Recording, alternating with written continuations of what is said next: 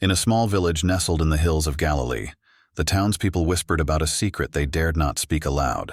It was said that the bloodline of Jesus, the Son of God as the believers claimed, did not end with his crucifixion. Some said it stretched into the shadows of history, hidden in plain sight, continuing through generations in ways no one could have ever imagined. This tale was passed down by the keepers of ancient scrolls, guardians of a mystery so powerful that it could change everything.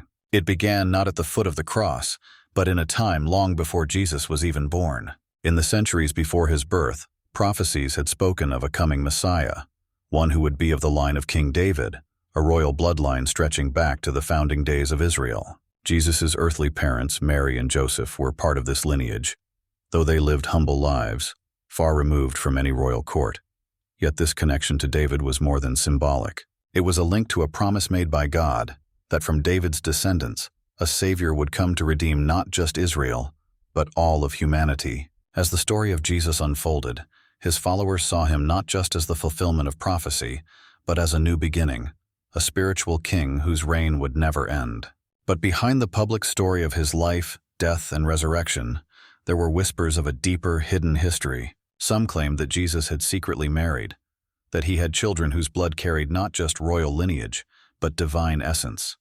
These were not just idle rumors. They were the subject of fierce debate among early Christians, Gnostics, and mystics, who studied texts that did not make it into the official Bible. One of the most intriguing figures in this hidden history was Mary Magdalene.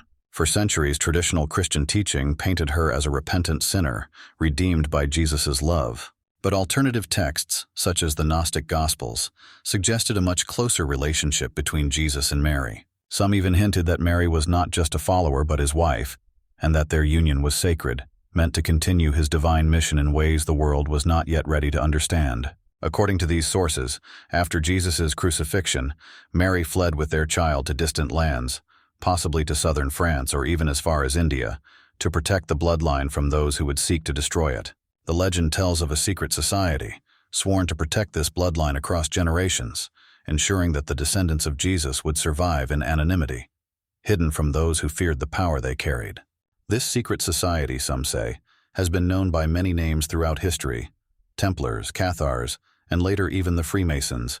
They were the keepers of the truth, guarding both the physical bloodline and the spiritual legacy of Jesus. The knowledge of this bloodline was said to be so dangerous that it was hidden in code, buried in works of art, in cathedrals, and in ancient manuscripts that only the initiated could decipher. Over the centuries, this hidden history became entwined with myths, legends, and conspiracy theories. Some believed that the bloodline continued through the Merovingian kings of France, an ancient dynasty that ruled with a mysterious air of divinity.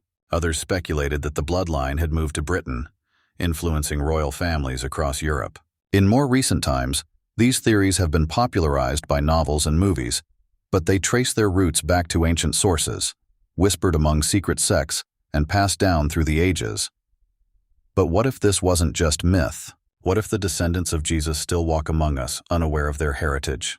What if they carry within them the same divine spark, the same potential to change the world, waiting to be awakened? In this version of the story, the bloodline of Jesus is not about earthly power or royal thrones.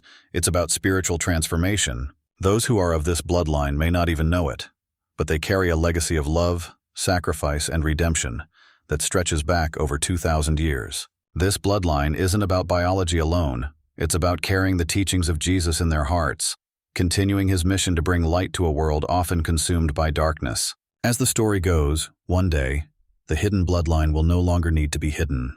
When the world is ready, when the message of love and unity that Jesus taught is truly embraced, the descendants of this divine lineage will emerge, not to rule, but to lead a spiritual revolution. Their legacy is not just in their blood, but in the compassion, wisdom, and healing that they bring to the world. For now, the hidden history of Jesus' bloodline remains one of the great mysteries of the ages. But whether it is fact or fable, the idea that his legacy could continue in ways both seen and unseen stirs something deep in the human soul.